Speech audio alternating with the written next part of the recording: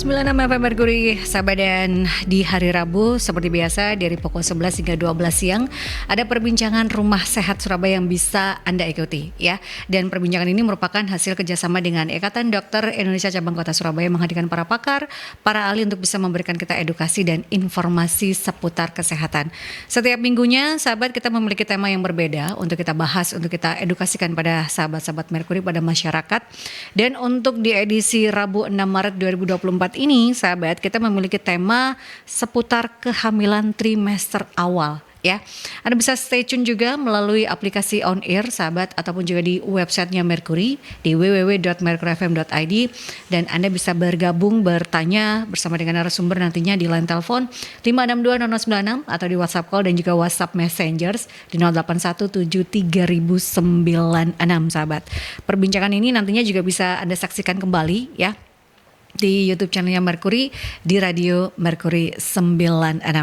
Saya akan menyapa terlebih dahulu narasumber yang sudah hadir sahabat, dokter spesialis kandungan, ada Dr. Franciscus Iman Santoso SPOG. Apa kabar dok?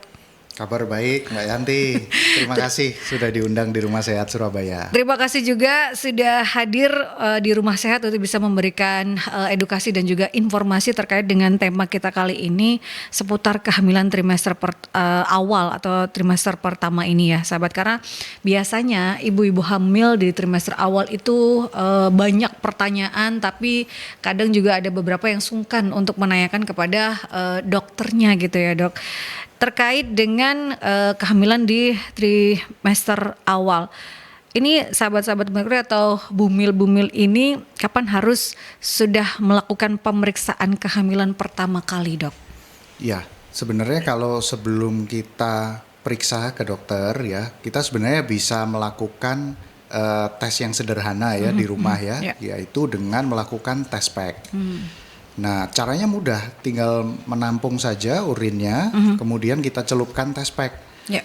Kalau hasilnya misalnya garis merahnya 1, itu artinya berarti kemungkinan besar belum hamil. Nah, kalau garisnya 1 berarti kita nggak usah buru-buru ke dokter kandungan. Nah, kalau garisnya 2 berarti kemungkinan besar kita sudah hamil.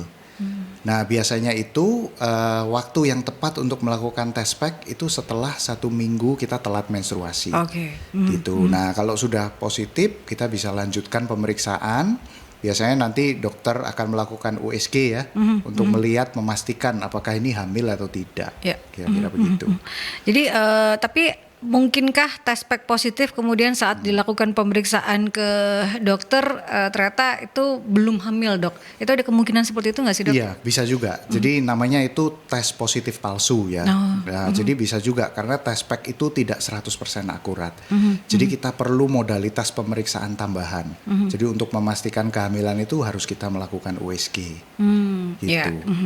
Jadi memang kalau 1 minggu sudah telat ini bisa melakukan test pack, dan kalau memang istilahnya tidak yakin dengan hasil tersebut, ini bisa langsung melakukan pemeriksaan, datang ke fasilitas kesehatan atau ke dokter gitu ya dok. Betul. Ya terkait dengan hal itu. Dan hal apa saja ini yang mungkin juga apa sih yang harus saya tanyakan saat saya melakukan pemeriksaan di trimester awal ini kepada dokter kandungan saya?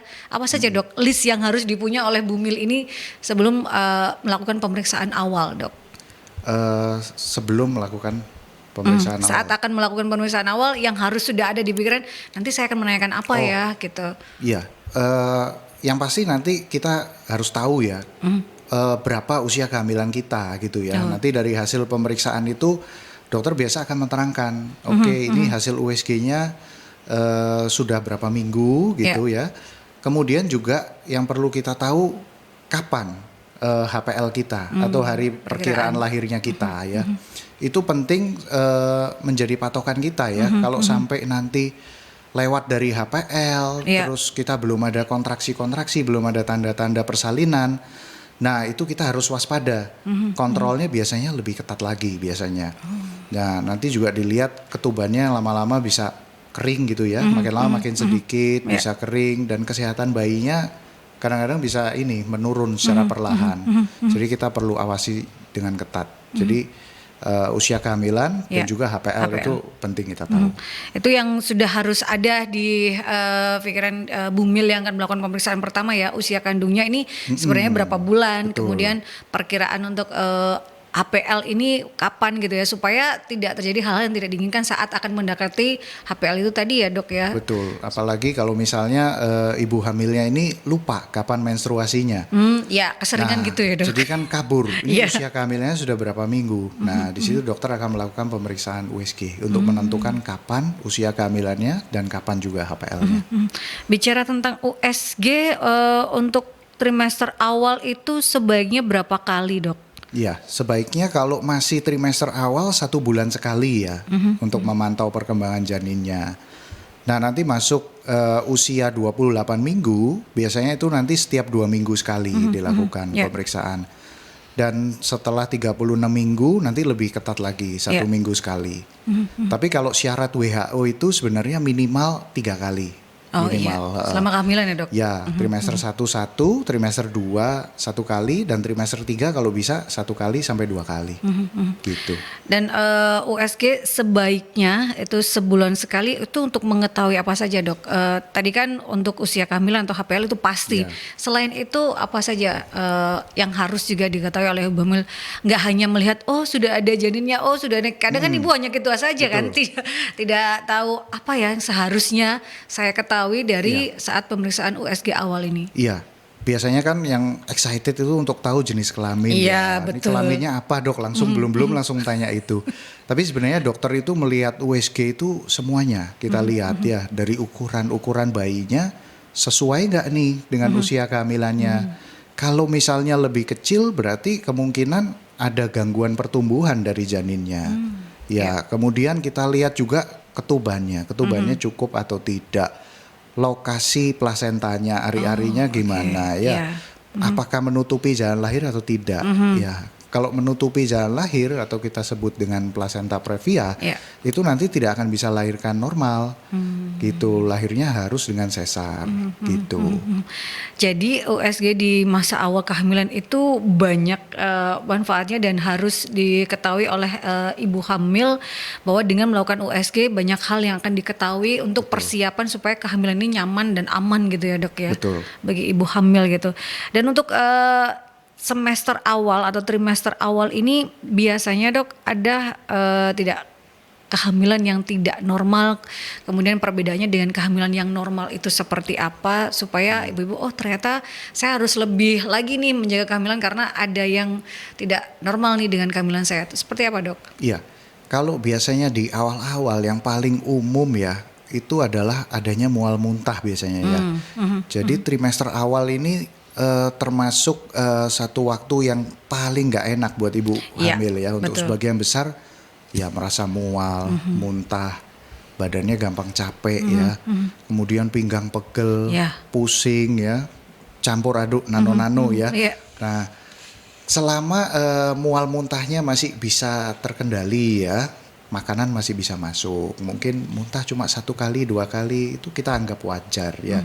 Dan biasanya juga berat badan itu cenderung stuck ya, misalnya bulan ini misalnya 50, bulan depannya tetap 50 nggak naik, nggak apa-apa, itu wajar gitu, karena ada mual muntah tadi, jadi beratnya belum bisa naik gitu ya, gitu. Nah juga ada beberapa kondisi yang tidak normal ya, misalnya mual muntahnya berlebihan, setiap kali makan muntah gitu, sehingga berat badannya turun drastis gitu ya. Nah itu tidak normal dan memerlukan penanganan, memerlukan bantuan.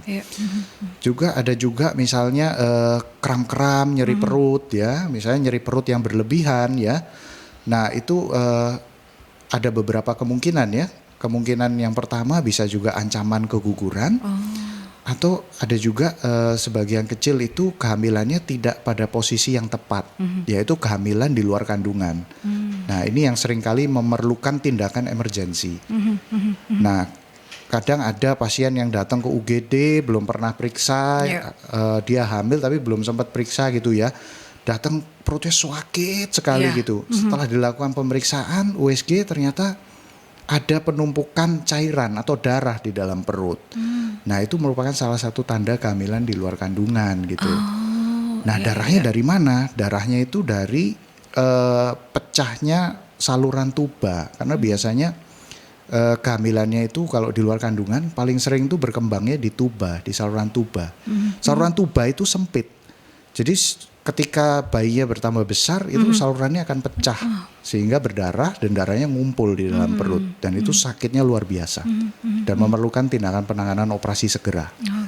Gitu. Dan itu kehamilan yang tidak normal, makanya diwajibkannya dilakukan pemeriksaan di awal trimester itu ya dok. Betul, ya. Itu sangat disarankan melakukan USG pun. Jadi kalau memang sudah mulai telat datang bulan ini sudah harus melakukan pemeriksaan awalnya tes pack. Kalau memang ada hasil positif segera tanpa menunggu nanti saja karena betul. itu ditakutkan ada hal-hal yang tidak diinginkan gitu ya, apa letaknya dari itu yang bermasalah gitu ya dok ya. Itu yang harus dipahami karena memang ada gejala kehamilan yang normal, kalau mual muntah itu masih normal ternyata sahabat ya.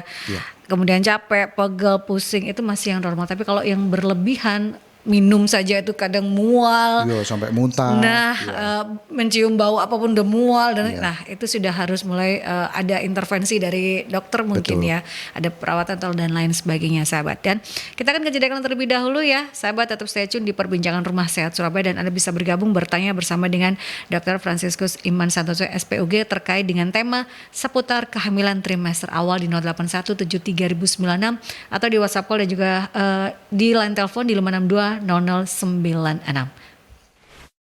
96 FM Mercury, sahabat, di perbincangan off air dengan Dr. Franciscus. Kita cukup lumayan itu ya dok, karena kita membicarakan kalau bicara tentang kehamilan itu juga jauh sebelumnya itu harus asupan-asupan diperhatikan untuk mempersiapkan kehamilan yang baik. Ternyata banyak runutannya sahabat ya, semuanya berkaitan. Kalau ibunya sehat itu akan menghasilkan generasi yang juga sehat ya dok ya. Betul. Kalau kita bicara tentang hal tersebut. Nah ini terkait dengan trimester awal, kita sudah menanyakan tadi berkaitan dengan USG yang diharapkan itu bisa dilakukan ya sahabat kurang lebih 3 kali.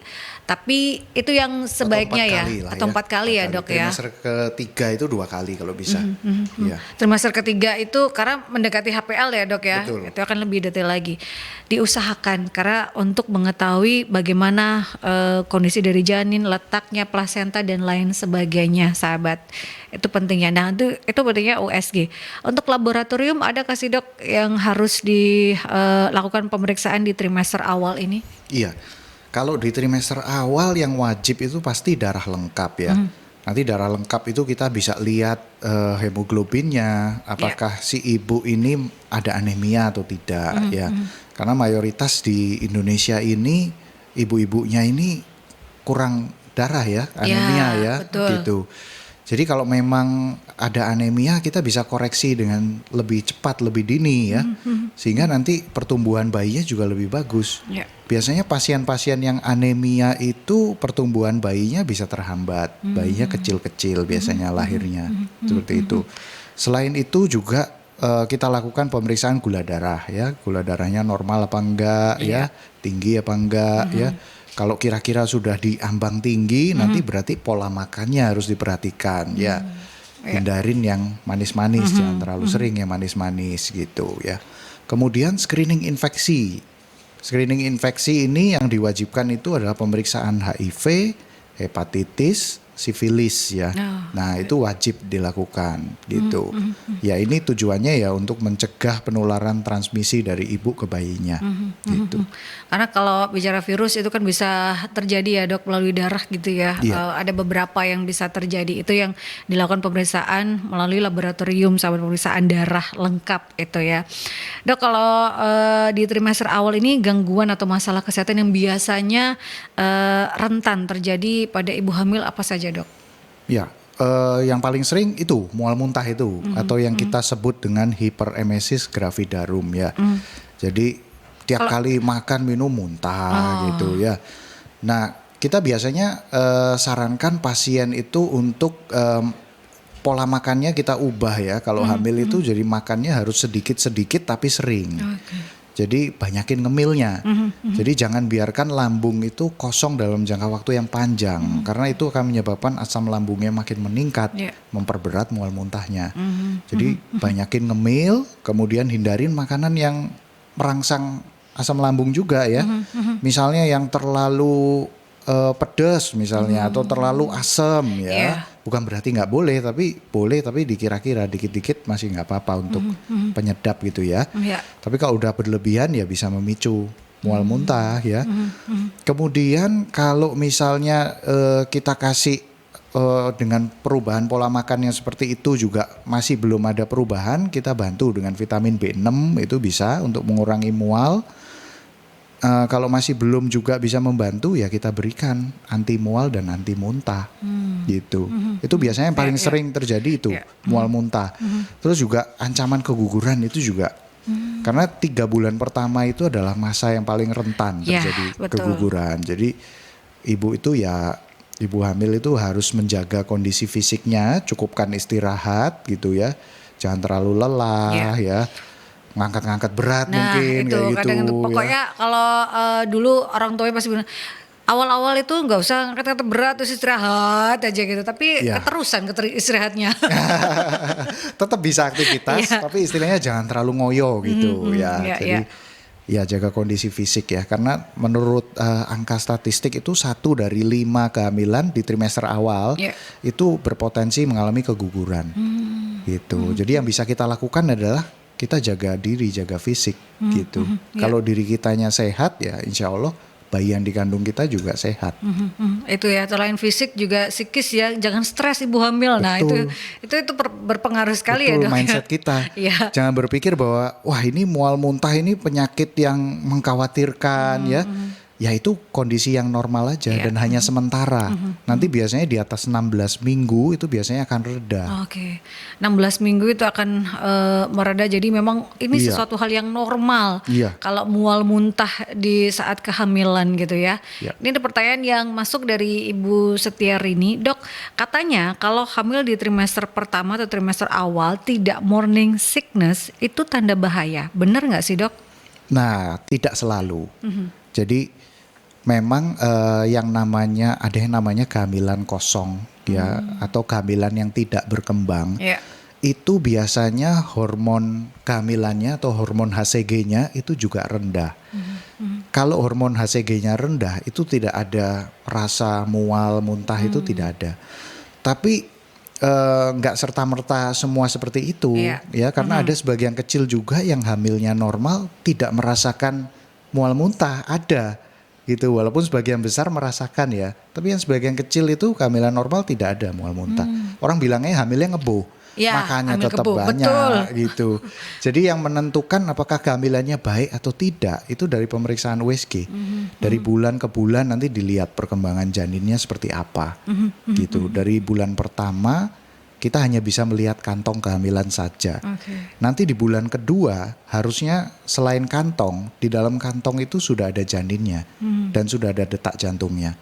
Nah kalau misalnya belum ada janinnya di usia kehamilan 2 bulan, berarti kemungkinan besar kehamilannya tidak berkembang gitu. Hamil kosong itu tadi. Hamil kosong itu gitu.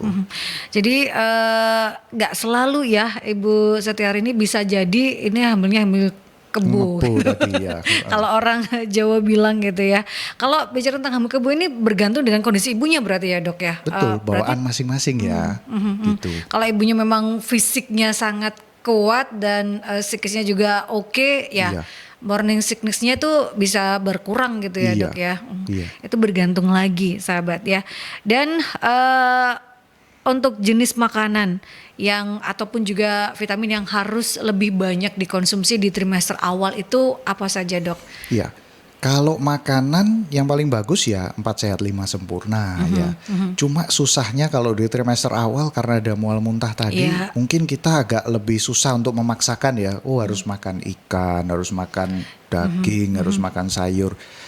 Kalau saya lebih menyarankan pasien itu apa yang bisa kamu makan ya sudah makan aja gitu. Yang penting ada isinya, jangan biarkan lambungnya itu kosong. Gitu. Nah kalau vitamin yang biasanya dokter berikan itu yang wajib di trimester awal itu asam folat ya. Asam folat itu untuk mencegah neural tube defect ya, atau kelainan di selubung saraf ya.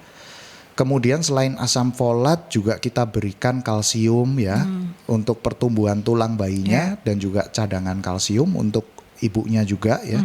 Karena selama hamil itu si janin ini ngambil kalsium ibunya ya. Jangan sampai nanti pas di usia lanjut ibunya keropos tulangnya ya. Jadi memerlukan asupan kalsium juga ya. Kemudian selain itu vitamin D ya, untuk membantu penyerapan kalsium dalam tubuh. Selain itu DHA, EPA ya, untuk perkembangan otak bayinya ya. Jadi itu asam folat, kalsium, vitamin D, DHA, EPA. Nah itu yang biasanya diberikan, yang wajib. Itu yang wajib dikonsumsi gitu ya selama kehamilan, itu dokter yang akan memberikan gitu ya, sesuai dengan kebutuhan dari ibu itu tadi ya dok. Betul. Karena kan sekali lagi pasien itu person to person tidak bisa disamaratakan gitu ya dok. Kalau saudara saya minum ini dok selama kehamilan, belum tentu itu sesuai gitu ya dok ya, person to person gitu. Ini pertanyaan lagi dari Ibu Imelda. Dok, penambahan berat badan yang baik selama kehamilan itu berapa ya supaya kehamilannya itu aman? Nah, ini tergantung sebenarnya, masing-masing pasien berbeda-beda ya. Tergantung dari berat badan awalnya. Kalau berat badan awalnya itu kecil, misalnya 50 kilo katakanlah begitu. Untuk kenaikan berat badannya itu nanti sampai akhir kehamilan itu mau naik 15 sampai 20 kilo nggak ada masalah. Tapi kalau ibunya dari awal itu sudah kilo. Ya sudah besar modal awalnya, naiknya nggak boleh terlalu banyak. Karena nanti meningkatkan resiko untuk preeklamsi ya, untuk diabetes ya. Jadi preeklamsi itu terutama ya yang jadi perhatian kita ya, karena menyumbang angka kesakitan dan kematian yang terbesar ya. Nah, preeklamsi itu kenaikan tekanan darah dalam kehamilan yang biasanya munculnya tuh nanti akhir-akhir kehamilan. Nah itu dipicu oleh peningkatan berat badan yang berlebih. Gitu. Ya tergantung tadi modal awalnya. Kalau modal awalnya sudah besar, jangan banyak-banyak naiknya ya. Nah kemudian juga tergantung dari trimesternya. Kalau di trimester awal itu kenaikan berat badannya sedikit nggak apa-apa. Atau malah nggak naik misalnya selama 3 bulan pertama nggak apa-apa. Nanti di 4 bulan ke atas mulai naik 2 kilo nggak apa-apa gitu. Jadi biasanya yang seret naik itu di trimester awal. Nah, karena itu tadi ya dok ya, morning sickness itu. Morning sickness. Nanti trimester kedua dan ketiga mulai naik nanti. Jadi bergantung ya. Tapi kalau kenaikannya, kalau modal awalnya itu sudah besar ya mungkin bisa disesuaikan untuk kenaikan berat badannya gitu ya. Jangan sampai apa yang kita konsumsi ke kita, bukan ke babynya gitu ya dok ya. Itu yang paling repot gitu ya. Ini ada pertanyaan lagi dari Ibu Dewi, apakah istilah hamil anggur bisa dideteksi dini dok? Dan berapa jarak aman untuk hamil lagi? Iya, kalau hamil anggur melalui pemeriksaan USG itu terlihat.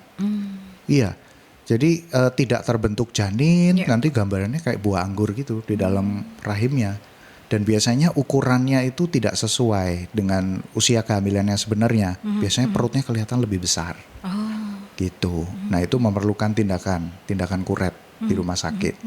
Penyebabnya apa dok biasanya kalau kehamilan anggur itu? Ya itu salah satu kelainan genetik ya. Jadi kelainan bawaan. Iya. Dan untuk berapa jarak aman untuk hamil lagi itu berapa dok? Nggak ada masalah sih, kalau pengen cepat juga nggak ada masalah. Yang penting konsumsi tadi untuk persiapan kehamilan berikutnya ya, konsumsi asam folat itu penting. Dok, untuk selama kehamilan terutama di trimester awal kalau mengalami morning sickness kemudian bisanya hanya minum susu, apakah itu boleh saja tapi tetap harus makan makanan berat atau seperti apa dok? Nggak mesti makan makanan berat, pokoknya apapun yang bisa masuk silahkan masuk. Karena ibu hamil itu kadang-kadang berbeda 180 derajat. Yang tadinya makanan dia suka sejak hamil jadi nggak suka. Betul. Yang tadinya bisa makan nasi jadi nggak bisa makan nasi. Yang tadinya suka susu jadi nggak bisa susu ya. Jadi disesuaikan aja masing-masing. Kalau bisa susu nggak apa-apa, lebih bagus minum aja susu. Disesuaikan ya. senyamannya ibu hamil supaya tetap ada asupan gitu ya, Dok ya. Betul. Itu yang harus terutama di trimester awal. Itu kan karena memang mengalami morning sickness ini yang kadang luar biasa gitu ya, sahabat. Selain juga beberapa vitamin tadi yang harus dan wajib dikonsumsi. Kadang ibu hamil yang sebelum hamil itu getol sekali olahraga. Apakah di trimester awal ini masih diperbolehkan untuk berolahraga, Dok? Iya, kalau olahraga sebenarnya boleh-boleh aja ya, misalnya suka lari misalnya ya. Sebenarnya kalau dari literatur itu tidak dilarang sih, ya. Cuma kalau olahraga yang menurut saya paling aman itu berenang ya, berenang aman ya. Untuk literatur juga berenang dianjurkan ya. Kalau exercise ya jalan pagi misalnya silakan. Weightlifting mau angkat beban silakan aja, nggak apa-apa, asal dikira-kira sesuaikan dengan kemampuan. Ibaratnya ya jangan memaksakan diri. Kalau kita biasanya 7 kilo aja udah ngeden ya jangan dipaksa ya. Yang ringan-ringan aja 2 kilo, 3 kilo ya silahkan aja monggo. Dengan exercise itu akan lebih baik kok. Ya, itu yang harus dipahami kalau memang ibu hamilnya itu tidak terbiasa melakukan olahraga itu ya jangan coba-coba gitu ya. Olahraga yang sebelum kehamilan itu bisa terbiasa dilakukan, itu boleh dilakukan asal disesuaikan gitu ya, sahabat. Dan kalau bicara tentang olahraga atau apapun selain berenang, yoga kehamilan atau senam hamil itu boleh dilakukan sejak usia kehamilan berapa, Dok? Usia 5 bulan, 6 bulan sudah bisa. Iya. Itu boleh malah dianjurkan ya, Dok ya? Boleh dianjurkan karena kan bisa memperkuat otot-otot dasar panggul ya. Bisa membantu saat kita nanti ngeden ya untuk persalinan normal itu bisa membantu. Melatih pernapasan juga ya.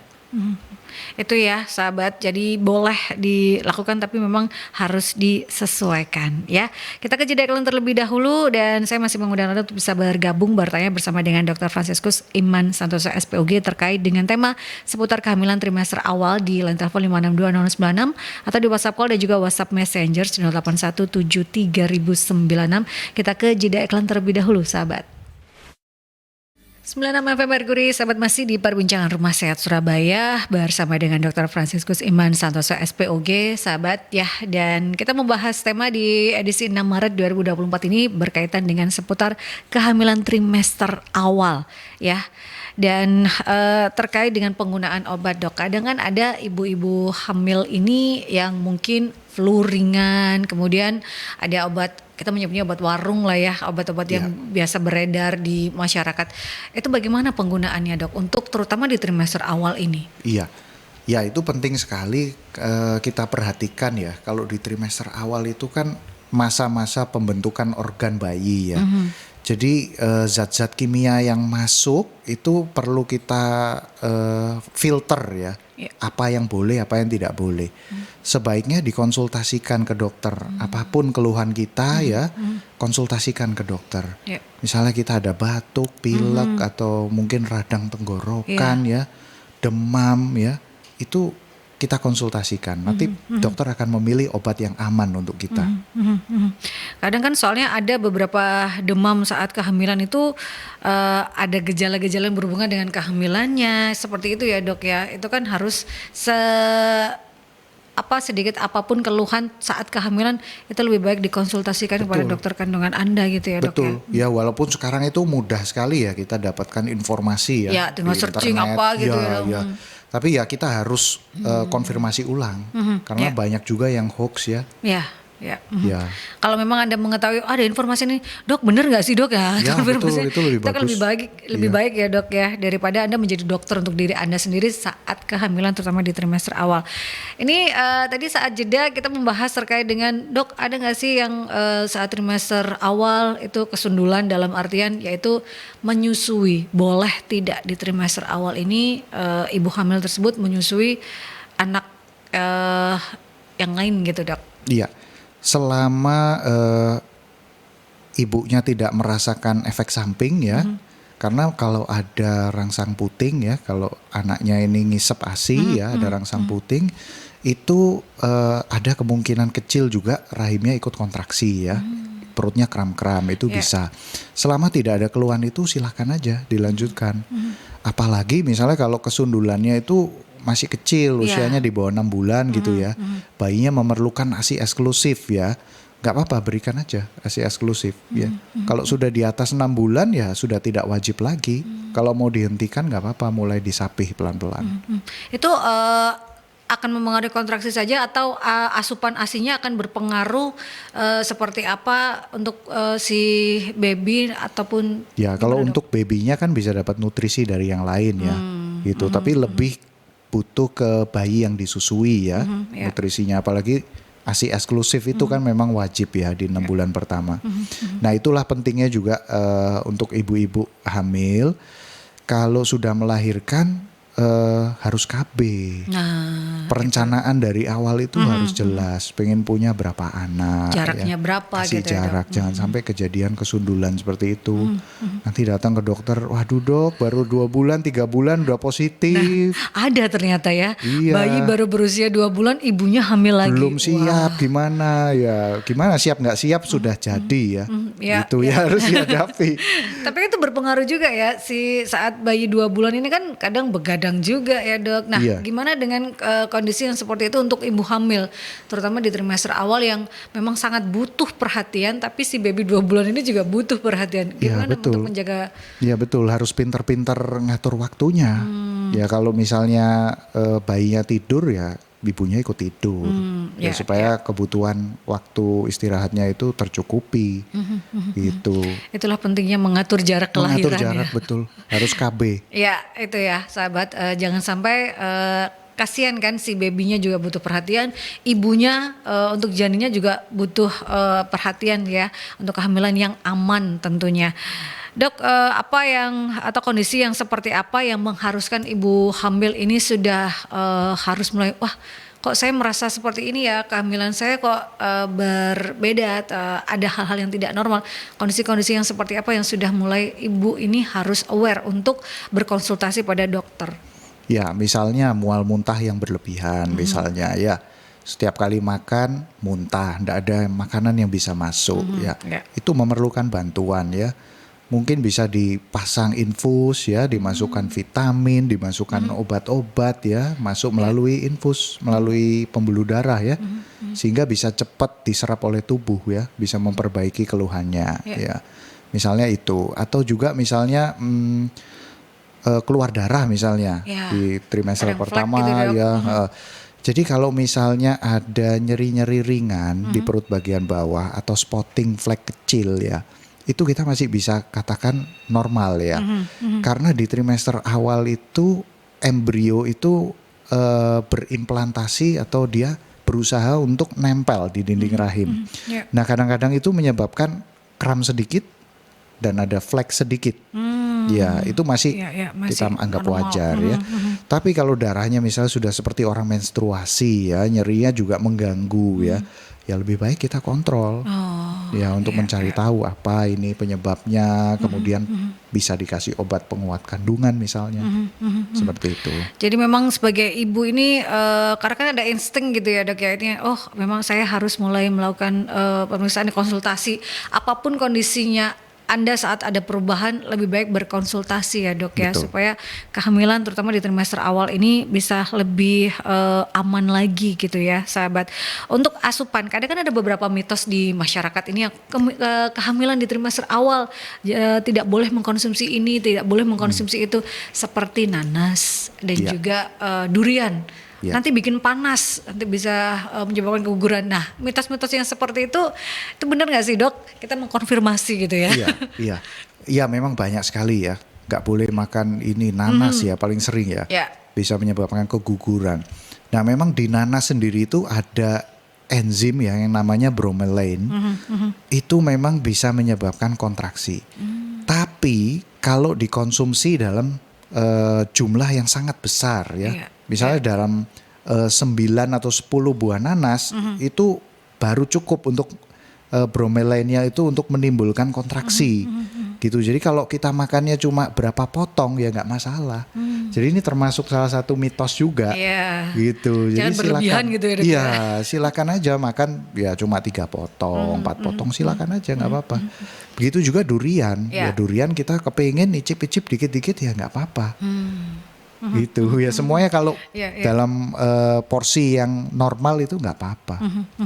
Itu yang mitos yang ada di masyarakat ya. Kalau untuk makanan-makanan yang mentah itu memang tidak boleh ya dok ya? Iya, Atau tidak dianjurkan memang, tidak dianjurkan ya. Kita berusaha untuk menghindari kontaminasi ya. Jadi yang dianjurkan ya makanan yang matang aja ya. Yang benar-benar dipastikan matang sempurna gitu ya dok ya. Itu yang harus, kalau memang sebelum hamil ibunya suka yang medium rare gitu ya. Nah itu puasa dulu gitu ya dok ya. Puasa dulu, nanti setelah itu boleh gitu ya sahabat. Itu untuk beberapa mitos yang ada di masyarakat gitu ya sahabat. Nah itu kan kita membahas terkait dengan ibu hamil, ibunya dan juga janinnya. Nah ini untuk support dari si ayah selama kehamilan di trimester awal, apa yang harus diketahui dok oleh calon si ayah ini supaya menjadi suami siaga dimulai dari trimester awal dok? Iya, ya support suami ini sangat penting ya. Jadi terutama di trimester awal yang berat kondisi yang campur aduk tadi ya, pusing, gampang capek ya. Jangan justru malah dimarahin kok kamu kok tidur terus ya. Nah itu jadi harus disupport, diberikan semangat. Kalau males makan ya disupport ya, harus makan. Ingatkan bahwa kondisi ini hanya sementara. Nanti sampai 4 bulan aja, di atas 4 bulan udah lewat gitu. Jadi itu siklus yang alamiah aja biasa. Jadi istri juga nggak pusing ya, nggak terlalu khawatir gitu. Jadi memang itu karena kan ini yang bikin berdua ya, jadi tanggung jawab juga berdua dimulai dari trimester awal gitu ya dok ya. Ini yang harus diketahui, jadi support di awal. Mungkin boleh nyidamnya apa, tapi jangan dimanfaatkan oleh ibu-ibu hamil gitu ya. Itu. Biasanya gitu. Biasanya nanti ngidamnya itu di masuk trimester kedua. Karena trimester pertama kalau ditanya pengen makan apa bingung. Semua nggak suka. Pengen ini itu nggak suka. Nah nanti biasanya trimester kedua itu mulai pengen makan ini itu. Itu juga apakah semuanya diperbolehkan itu, atau untuk ini kan kita membahas trimester awal, tapi kita nyambung ke trimester berikutnya, untuk trimester berikutnya boleh apapun ya dok ya? Ya kecuali tadi yang mentah-mentah aja. Ada juga mitos minum es nanti bayinya besar. Nah kalau es aja nggak cuma dingin aja, nggak manis itu nggak apa-apa. Jadi yang memicu besar itu manis. Ya es campur, itu es krim. Nah itu kan manis-manis. Nah kalau sering kita konsumsi itu bisa memicu pertumbuhan bayi yang berlebihan. Ada juga beberapa teman ya, ini kasus teman bayinya saat usia kandungan berapa itu kecil, tapi disarankan untuk minum es krim. Tadi itu memang diperbolehkan gitu ya dok ya? Untuk kasus-kasus kondisi tertentu ya, berat bayinya kurang ya, justru biasanya dokter nganjurin, ayo ditambah ngemilnya, mau makan es krim boleh, coklat boleh, gitu. Iya betul. Tapi tergantung ya kondisinya ya dok ya. Tergantung dari kondisi ibunya saat kehamilan. Itulah pentingnya untuk selalu kontrol ke dokter di saat kehamilan. Minimal selama kehamilan itu 3 ya dok, atau berapa kali? 4 kali lah minimal ya. Jadi trimester 1 kali. Ini untuk ini ya, saran WHO ya. Saran WHO itu trimester 1 kali, trimester 2 1 kali, dan trimester ketiga 2 kali, jadi total 4 kali gitu. Tapi kalau lebih sering dari itu lebih bagus lagi. Ya. Karena akan lebih mengetahui detail dari kondisinya dan akan lebih nyaman saat kehamilan. Biasanya ini ibu-ibu yang saat kehamilan anak pertama ini akan selalu sering, apalagi untuk USG ya dok ya. Itu akan lebih sering untuk melihat. Dan aman. USG itu aman. Jadi berbeda dengan kita lakukan misalnya pemeriksaan radiologi yang lain ya. Ronsen misalnya itu kan ada paparan radiasinya. Kalau USG itu aman. Jadi USG itu aman karena ada beberapa juga ya mitos-mitos atau hal-hal informasi disinformasi di masyarakat terkait dengan USG. Nanti anaknya akan bisa gini, janinnya akan bisa gini. Itu tidak benar ya dok ya? Itu hoax. Itu hoax karena mitos. USG itu aman. Untuk janin ataupun juga untuk ibu.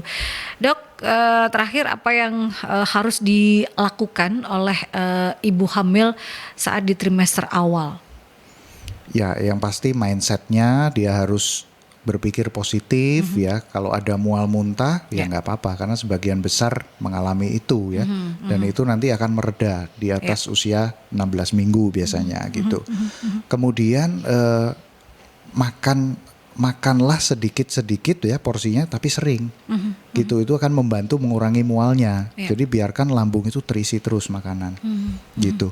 Kemudian juga ya kita kontrol lah ke dokter sesuai dengan jadwal yang disarankan.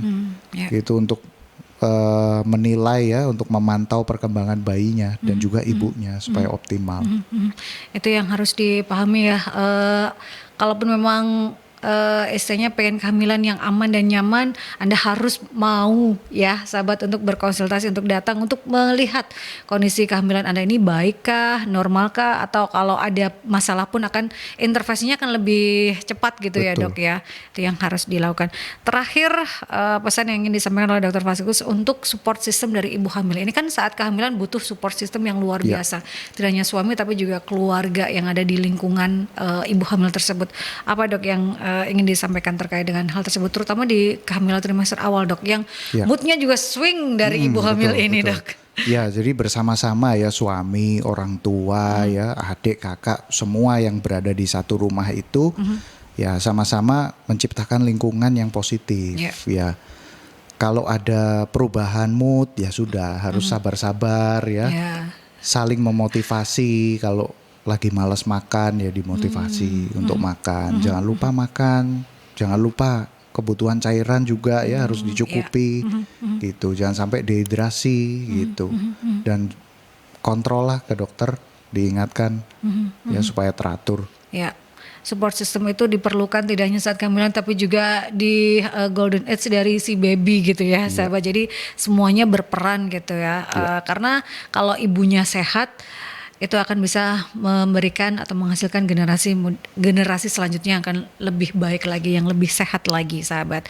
Dan terima kasih untuk Dr. Franciscus sama-sama terkait dengan informasi dan juga edukasi di tema seputar kehamilan trimester awal ini sahabat. Untuk Anda yang tertinggal, Anda bisa menyaksikan kembali perbincangan ini bersama dengan Dr. Franciscus Iman Santoso SPOG di YouTube channelnya Mercury, di Radio Mercury 96. Jadi subscribe terlebih dahulu.